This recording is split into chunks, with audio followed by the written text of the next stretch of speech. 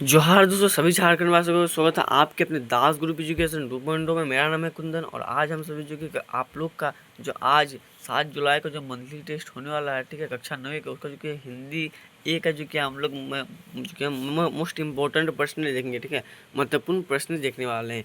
चलिए फटाफट से हमारे यूट्यूब चैनल में जो नए हो जल्दी से वीडियो को लाइक करके चैनल को सब्सक्राइब करो, ताकि ऐसे और महत्वपूर्ण जानकारी जो कि है इंपॉर्टेंट प्रश्न की वीडियो आप लोग को हमारे यूट्यूब चैनल के माध्यम से मिलता रहे। चलिए सबसे पहले जो कि प्रथम प्रश्न से स्टार्ट करते हैं। हमें जो कि निर्देश दिया गया है, निर्देश को ध्यानपूर्वक पढ़ लेते हैं और प्रश्न को स्टार्ट करते हैं। आप लोग चैनल को जो कि सब्सक्राइब कर दीजिएगा और वीडियो को लाइक कर दीजिएगा और जो कि वीडियो को शेयर भी कर दीजिएगा। देखिए निर्देश यहाँ पे निम्नलिखित गद्यांश को ध्यानपूर्वक पढ़ कर प्रश्न 1 से 3 तक उत्तर दें। तो कौन कौन से हो जाएंगे? देखिए, गोपाल एक निर्धन बालक था। विद्यालय के बाद वह आइसक्रीम बेचा करता था। जो पैसे उसे मिलते अपनी माँ को लेकर दे देता। उसकी माँ उसे ईमानदारी से जीवन निर्वाह करने की सीख देती। उसे अपनी मेहनत और माँ की बातों पर विश्वास था। वह चाहता था कि बड़ा होकर पढ़ लिख कर बहुत बड़ा अफसर बने और देश का गौरव जो कि बढ़ाए। गोपाल की बातें सुनकर उसकी दादी उसका जो कि माथा चूम लेती थी। कभी कभी वह किसी लंबी चीज जैसी लकड़ी या चिमटे को कंधे पर इस प्रकार रख कर चलने लगता मानो बंदूक को कंधे पर रख कर चल रहा हो। ठीक है, चलते वक्त वह देश प्रेम के गीत गाता और नारे भी लगाता था। इस प्रकार ये जो कि गद्यांश से इससे जुड़े हुए प्रश्न को देखते हैं। देखिए पहला प्रश्न है, गोपाल विद्यालय के बाद क्या करता था? अपनी माँ के साथ खेत में काम करता था, किताबें बेचता था, आइसक्रीम बेचता था, दोस्तों के साथ खेलता था। तो उसका उत्तर हो जाएगा आइसक्रीम बेचता था। ठीक है, ऑप्शन नंबर ग आइसक्रीम बेचता था। नेक्स्ट प्रश्न आप लोग का यहाँ पे है कि गोपाल किस पर विश्वास करता था? भाग्य और दादी की बातों पर, अपनी मेहनत और माँ की बातों पर, ईश्वर और अध्यापक की बातों पर, खेल और मनोरंजन पर। तो अपनी मेहनत और माँ की बातों पर। ठीक है, अपनी मेहनत और माँ की बातों पर। नेक्स्ट आप लोग का देखिए प्रश्न संख्या तीसरा है कि गोपाल जैसे बच्चे के जीवन में हमें क्या प्रेरणा मिलती है? कठिनाई से घबराना नहीं चाहिए और मेहनत से आगे बढ़ना चाहिए। निर्धन बच्चों को स्कूल नहीं जाना चाहिए। बिना मेहनत किए भी आसान जीवन जी सकते हैं। खेल कूद ही सबसे ज़रूरी है। तो इसका उत्तर हो जाएगा ऑप्शन नंबर क, यानी कि ऑप्शन नंबर आप लोग का जो कि क हो जाएगा, यानी कि कठिनाई से घबराना नहीं चाहिए और मेहनत से आगे बढ़ना चाहिए। ठीक है, ऑप्शन नंबर जो कि है क हो जाएगा। देख सकते हो उत्तर भी दिया गया है, कठिनाई से घबराना नहीं चाहिए और मेहनत से आगे बढ़ना चाहिए। ठीक है, इसको आप लोग एक बार अच्छे से याद कर लीजिएगा। इस प्रकार के प्रश्न आप लोग के रहेंगे। नेक्स्ट प्रश्न देखिए यहाँ पे है, निर्देश निम्नलिखित गद्यांश को ध्यानपूर्वक पढ़कर प्रश्न संख्या 4 से 6 तक के उत्तर दीजिए। चलिए इसको भी देख लेते हैं गद्यांश को। ठीक है, यहाँ पे है, समय का सबसे कहना है जीवन चलते रहना है। करो सदा काम की बात करो, फूल सदा मुस्कुराते हैं। हमको यह समझते हैं जीवन हंसाते रहते हैं। दुख सुख भी सहना है, कर्म ही जिसकी प्रति है। सत्य से जिसकी प्रति है, अंत में उसकी जीत, समय भी उसकी मीत।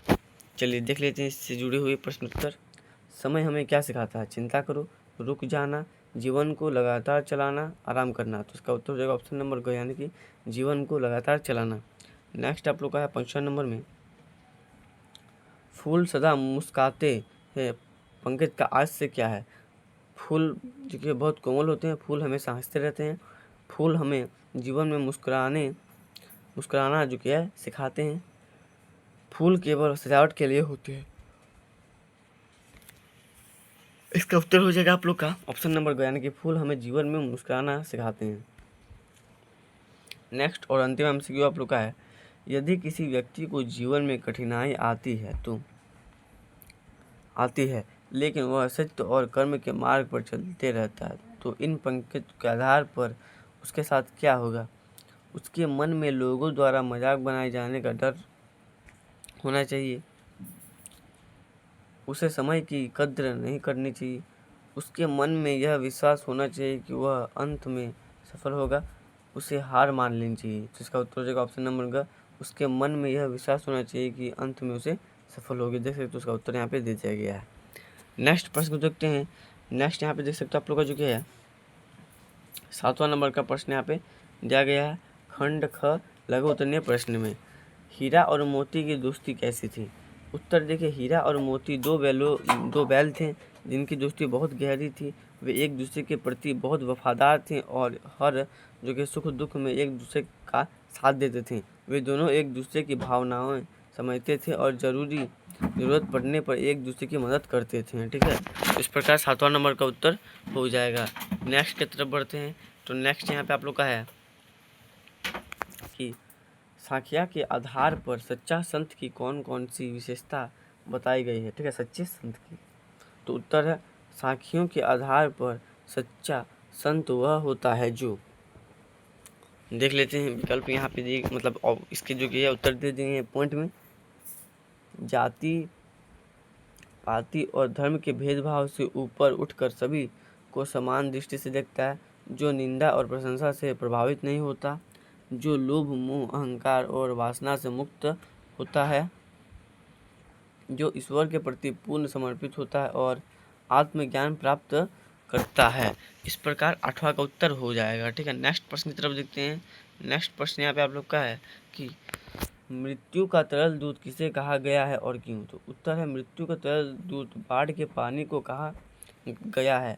ऐसा इसलिए कहा गया है क्योंकि बाढ़ का पानी अपने साथ विनाश लेकर आता है, जिससे जन धन की भारी हानि होती है और कई लोग की जान भी चली जाती है। यह अचानक आता है और अपने रास्ते में आने वाले हर चीज़ को बहा ले जाता है। ठीक है, जिससे यह मृत्यु का संदेशवाहक प्रतीत होता है। इस कारण से इसे जो कि है पानी को या बाढ़ के पानी को जो कि है मृत्यु का तरल दूध भी कहा जाता है, क्योंकि यह तरल अवस्था में पाया जाता है और यह मृत्यु को लेकर आता है। चलिए नेक्स्ट प्रश्न की तरफ बात करते हैं। प्रश्न संख्या 10वां में है कि निम्नलिखित से दो शब्द बनाइए। अ उपसर्ग ई प्रत्यय। तो यहाँ पे देखिए उत्तर है अ उपसर्ग वाले अज्ञान, जिसमें अ प्लस ज्ञान होता है, अमर अ प्लस मर यानी कि अमर। और उसका नेक्स्ट आप लोग का है ई प्रत्यय वाले, तो खुशी, जिसमें खुश प्लस ई और गर्मी प्लस गर्म प्लस ई हो जाएगी। नेक्स्ट यहाँ पे आप लोग का खंड ग में है दीर्घ उत्तरीय प्रश्नोत्तर। ठीक है, चलिए दीर्घ उत्तरीय प्रश्नोत्तर को देखते हैं। देखिए प्रश्न आप लोग का है कि दो बैलों की कथा कहानी में बैलों के माध्यम से कौन से मूल्य या संदेश दिए गए हैं। तो दो बैलों की कथा कहानी में हीरा और मोती नामक बैलों के माध्यम से कई महत्वपूर्ण मूल्य और संदेश दिए गए हैं, जो निम्नलिखित हो सकते हैं। पहला है स्वतंत्रता का महत्व। ठीक है, स्वतंत्रता का महत्व। बैलों को अपनी मालिक से कितना भी प्रेम क्यों ना हो, उन्हें हमेशा स्वतंत्र की चाहत रहती है।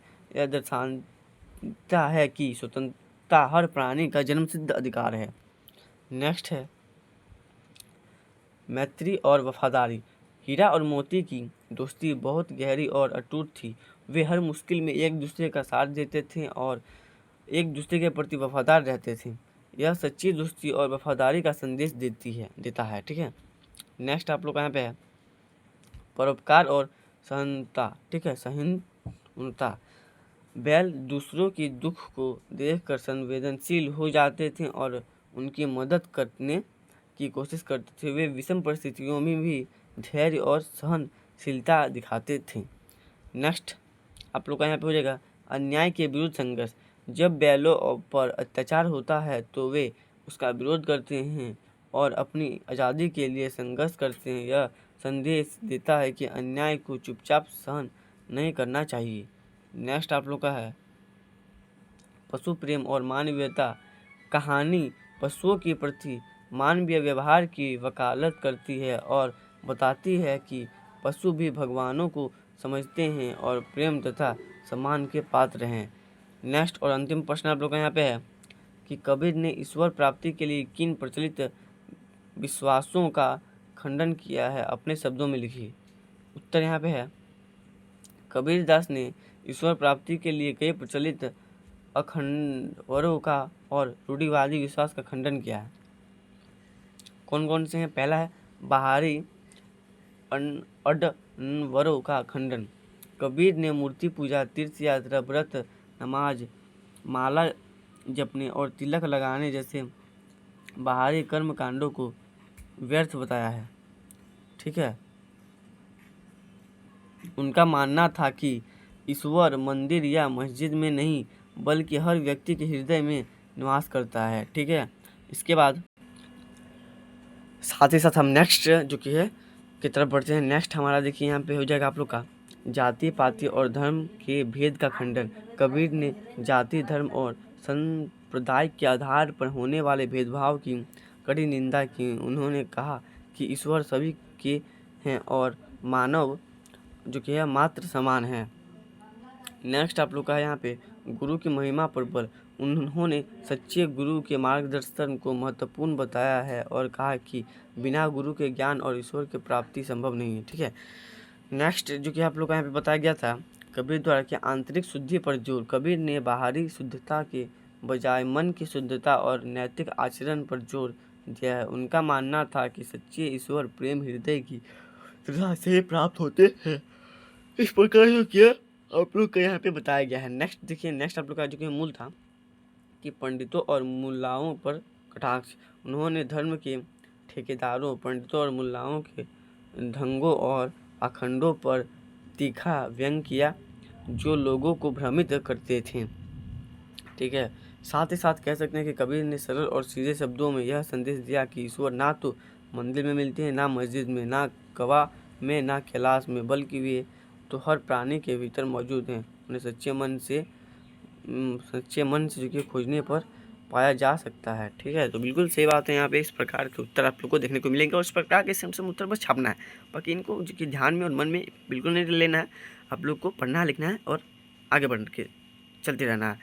हमारे चैनल को सब्सक्राइब भी करना है। मिलते हैं नेक्स्ट वीडियो में, तब तक के लिए जय हिंद, जय भारत।